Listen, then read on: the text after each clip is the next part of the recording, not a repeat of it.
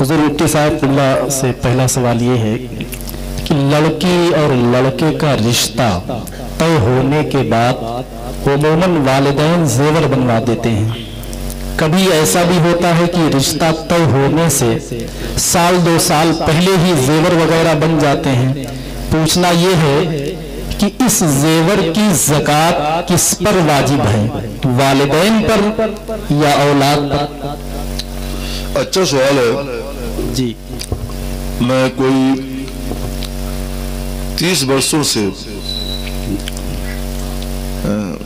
ये बज़्म सवाल और जवाब के सेशन में बैठता हूँ, मगर ये सवाल पहली बार आया है। माशाअल्लाह, सुभान अल्लाह। देखिए ये होता है।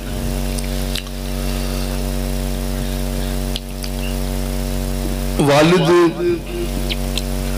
के जरिए जी जो जेवर बनवाए जाते हैं ताकि दुल्हन को दिए जाएं, दुल्हन उन्हें पहने, उनसे आरास्ता हो, वो जेवर हकीकत में अपने लड़के के लिए होते हैं। जिस बच्ची का वो शौहर है लड़का, उस लड़के के लिए वो जेवर होते हैं, वही उसका मालिक होता है जी, और उसी पर उसकी ज़कात भी फर्ज होती है जी। मगर ये किस्सा उस वक्त का है जब जेवर बीवी को मिल चुका हो जी, शौहर का उस पर कब्जा हो चुका हो, तो उसकी ज़कात शौहर पर फर्ज होती है जी। सवाल का ताल्लुक इस बात से है कि अभी अक़्द निकाह भी नहीं हुआ जी, सिर्फ मगनी हुई है जी, और जेवर बन गया, या मगनी से पहले ही जेवर बन गया। जी, जी।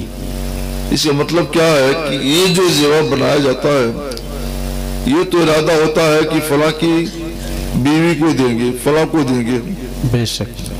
मगर वो जेवर रहता है बाप ही के पास। जी, मगनी से पहले बाप देता नहीं है। जी, अगर यही बात है तो जिसके पास वो जेवर है, जिसने बनवाया, जो उसका मालिक था, उसी पर ज़कात फर्ज है। यानी बाप ने बनवाया है तो बाप पर उसकी ज़कात फर्ज है। बेशक। जब वो अपने लड़के के हवाले कर देगा तो उस वक्त लड़के पर ज़कात के शरायत के साथ ज़कात फर्ज होगी। जी, तो ये 2 सूरतें हुई, इनको समझ लीजिए। बेशक।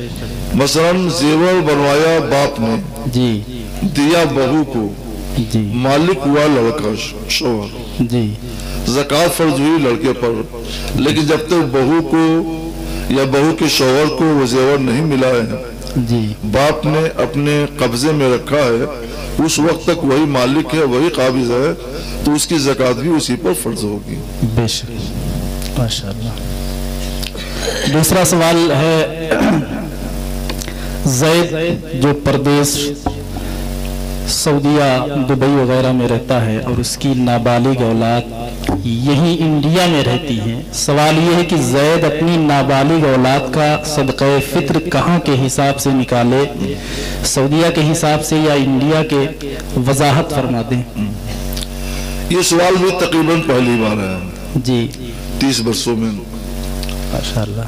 वो रहता है सऊदीया में, वहीं पे उसने रमजान शरीफ पूरे किए, जी, तो उसको तो अपना सदक़े फ़ित्र वहीं के हिसाब से निकालना है। बेशक। सऊदीया में है तो सऊदीया के हिसाब से, जी, लंदन में है तो लंदन के हिसाब से, बेशक, कतर में है तो कतर के हिसाब से। जहाँ पे सदक़े फ़ित्र की अदायगी के वक्त वो रहेगा, वहाँ के हिसाब से वो सदक़े फ़ित्र निकालेगा। बेशक। लेकिन उसके नाबालिग औलाद इंडिया में रहती है, हिंदुस्तान में रहती है, तो इनका जो सदक़े फ़ित्र है वो यहाँ के हिसाब से निकलेगा।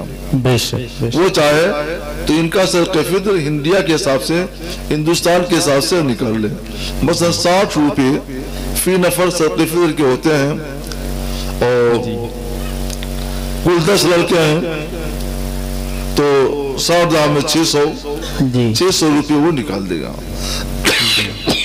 वो चाहे तो सऊदीया के साथ निकाल दे, ये बहुत बेहतर है जी, लेकिन ये भी गुंजाइश है और ये भी जायज है कि यहाँ के हिसाब से वो सदका फित्र निकाल दे। जी। अपना सदका फित्र चूंकि सऊदीया में रहता है मसान, तो उसको वहीं के हिसाब से निकालना है। जी जी।